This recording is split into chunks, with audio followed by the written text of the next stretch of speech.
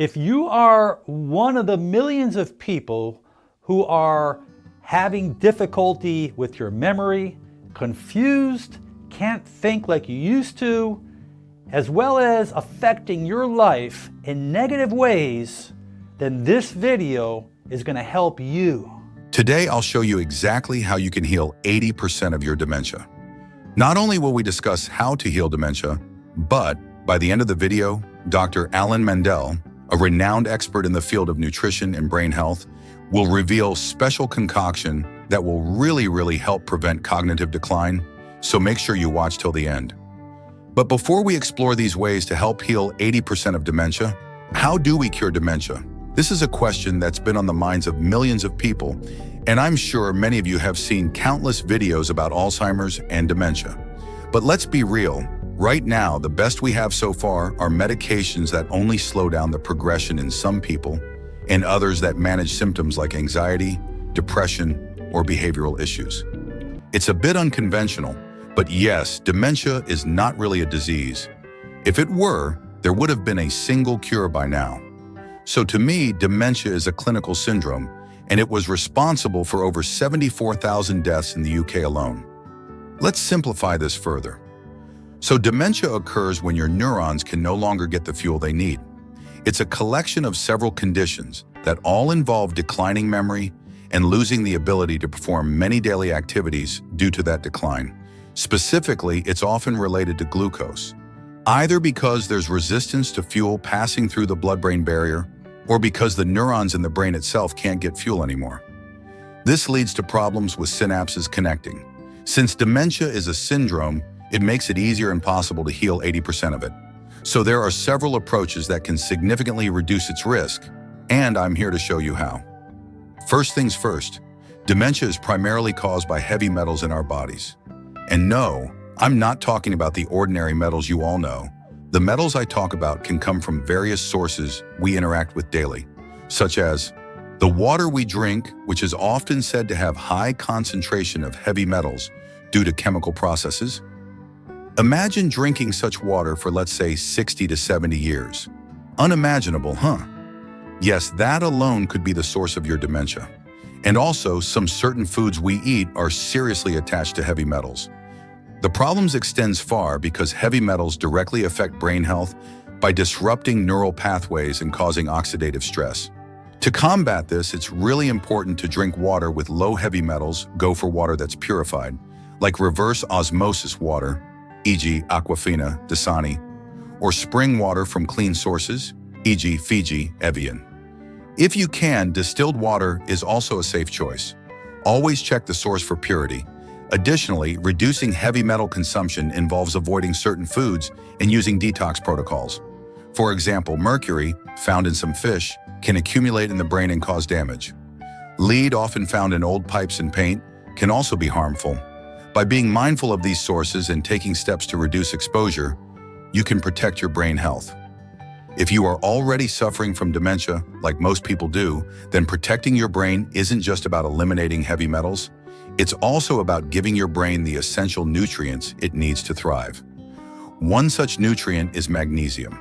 Magnesium is very essential for brain health because it supports neurotransmitter function and reduces inflammation. Studies shows that a 41% increase in magnesium has been shown to reduce age-related brain shrinkage, improve cognitive function, and stave off symptoms of dementia. So, for your dementia, I highly suggest you to incorporate magnesium-rich herbs into your diet because that way you can fight dementia tirelessly with less running costs. So moving on, here are some herbs I know that are high in magnesium: basil, coriander, lemon balm, ginkgo. To make the most of these herbs, you can create a simple tea. For example, boil a teaspoon of dried ginkgo in a cup of water for 10 minutes. Then strain the infusion through a mesh sieve, allow it to cool, and drink. While side effects from Ginkgo biloba are rare, especially when taken at the recommended dosage. However, some individuals may experience mild side effects such as headaches, skin reactions, nausea, palpitations, or a decrease in blood pressure. While ginkgo is generally considered safe, it should not be used by children under the age of 12, pregnant or breastfeeding women, or individuals with a high risk of bleeding or those who are actively bleeding. The other thing you have to realize is that if you have dementia, there's probably some hypoxia going on, which means that you have a lack of oxygen or part of the brain that is not getting the blood flow it needs. So exercise is vital to increase oxygen, as well as doing hyperbaric oxygen therapy. There's even a therapy of restricting the brain of oxygen while you exercise, but you would do that intermittently to increase oxygen, which will increase stress and cause your blood to carry more oxygen. So that's another therapy, but let's focus just on exercise right now and potentially doing the hyperbaric. So what if I told you that there might be something more? Something natural that's already making a difference for Chinese people? Now, I know there's a lot of hype around all sorts of herbs and supplements, but today I want to focus on one that stands out, which is Huperzine, pronounced Huperzine. Before we get started, I just want to mention, I've found this remedy to be very helpful based on my experience. I'm not making any big claims, but I want to share what I've observed in hopes it can make a difference for you or someone you love. So let's dive right in and see what Huperzia might offer. What is Huperzia? Huperzia is a natural compound extracted from Chinese club moss. It's been used in traditional Chinese medicine for centuries and has gained attention for its potential cognitive benefits, particularly in the context of Alzheimer's disease and other forms of dementia. Here is how Huperzia may help you. Number 1. Huperzia works by inhibiting the enzyme acetylcholinesterase, which breaks down acetylcholine, a neurotransmitter important for learning and memory. By preventing this breakdown, Huperzia may help increase acetylcholine levels in the brain, potentially improving cognitive function. And also, at number 2, we have neuroprotective effects. It may also offer neuroprotective benefits by reducing oxidative stress and protecting nerve cells from damage. Number 3, memory enhancement.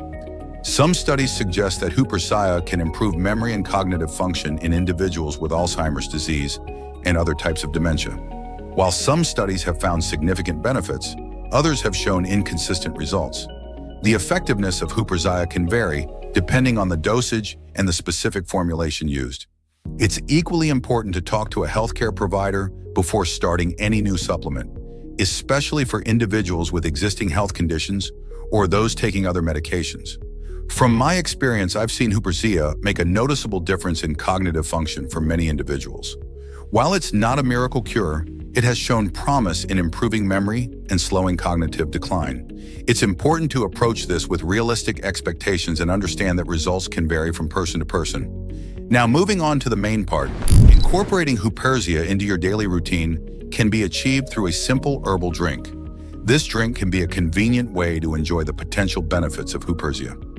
First, you need to have 1 teaspoon of dried Huperzia Serrata, 1 cup of hot water, honey or lemon, which is optional. Start by measuring out 1 teaspoon of dried Huperzia Serrata. You can find this herb at health food stores or online. Then bring 1 cup of water to a boil. Once boiled, remove it from the heat and let it cool slightly for about a minute. Next, place the dried Huperzia Serrata in a tea infuser or directly into a cup. Pour the hot water over the herb. Allow the herb to steep in the hot water for about 5 to 10 minutes. The longer you steep, the stronger the infusion will be. If you used a tea infuser, simply remove it. If the herb was placed directly in the cup, strain the liquid into another cup to remove the herb particles. Finally, you can add honey or lemon to taste good. Know that these additions only enhance the flavor and make the drink more enjoyable. For best results, I advise you to drink this herbal tea regularly. Consistency is key when it comes to herbal remedies. Now, if you are not already a subscriber of this channel, please go ahead and subscribe to my channel. Hit the bell icon and share it to whom might benefit best.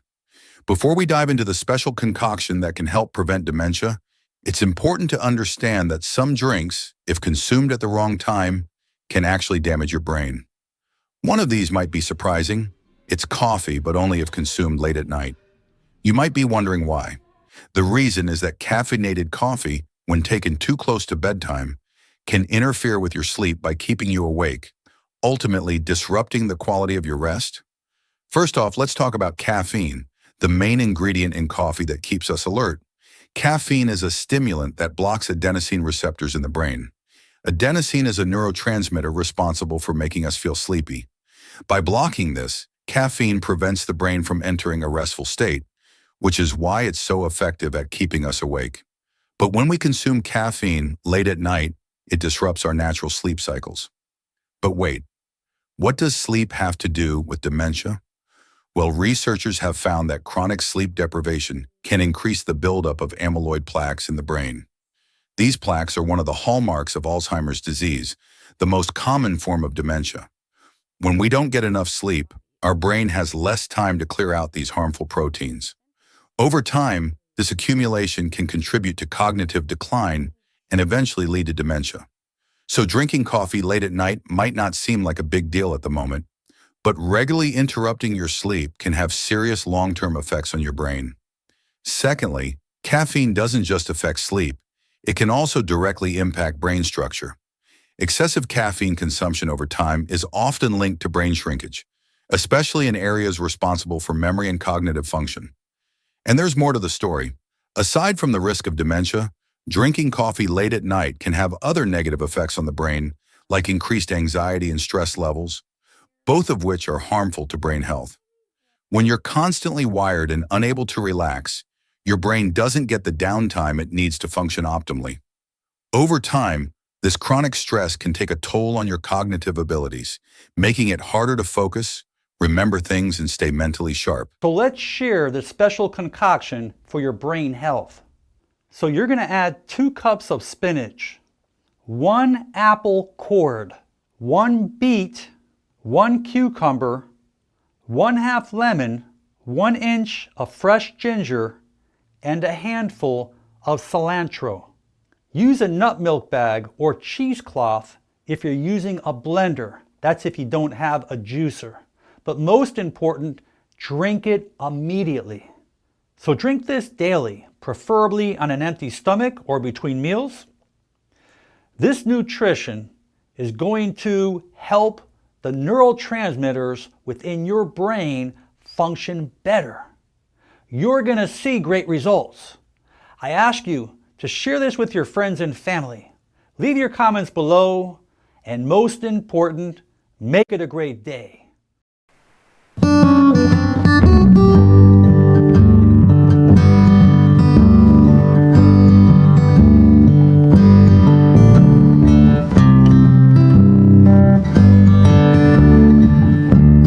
At the end stage of dementia, patients often lose the ability to walk, resulting in them spending most of their time either sitting or lying down, so providing soft mattresses and cushions is one of the most underestimated ways to help, because this ensures your patient is comfortable and helps prevent bed sores. But before we dive further into ways to support your patient, let's first understand the absolute signs of end-stage dementia. This will help you offer the right support at the right time.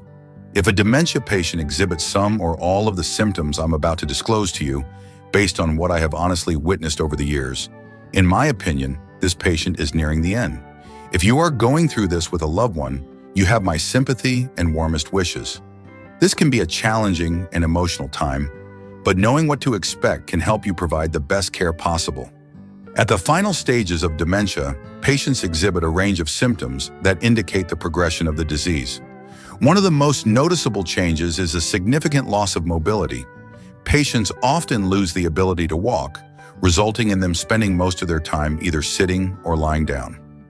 This immobility increases the risk of bed sores. As we've said earlier, it is essential to provide soft mattresses and cushions to ensure comfort and prevent skin damage. Additionally, you may notice a severe decline in communication abilities. Patients often struggle to speak or understand conversations, leading to increased frustration and isolation. They may also exhibit changes in behavior, such as increased agitation or restlessness. It's important to remain patient and try to understand their needs through nonverbal cues. Another key symptom is difficulty with eating and drinking. Take this into serious consideration, and I can assure you it might be the biggest symptom of all. Your patients might lose interest in food or have trouble swallowing, which can lead to weight loss and dehydration. Lastly, patients often experience heightened confusion and memory loss, making it challenging to recognize even close family members or familiar surroundings. This cognitive decline can be distressing for both the patient and their loved ones. Understanding these symptoms will really help you provide the right support and comfort to dementia patients in their final stages. It's important to approach this time with empathy, patience, and a focus on making your loved one as comfortable as possible. So let's move on to the ways you can significantly support them. I promise both of you will share a memorable and heartfelt farewell. Providing holistic care is crucial for enhancing the patient's quality of life at that stage. One significant way to help is through creating a calm and comfortable environment. This involves using soft mattresses and cushions to prevent bed sores, as we've said earlier. This will ensure physical comfort. Emotional support is equally vital. Spending time with the patient, even through simple gestures like holding their hand, can provide immense comfort. Additionally, playing soothing music or familiar sounds can help reduce agitation and promote a sense of tranquility. Each of these small actions can help make the patient's environment more serene and comforting, and above all, offer great nutritional support.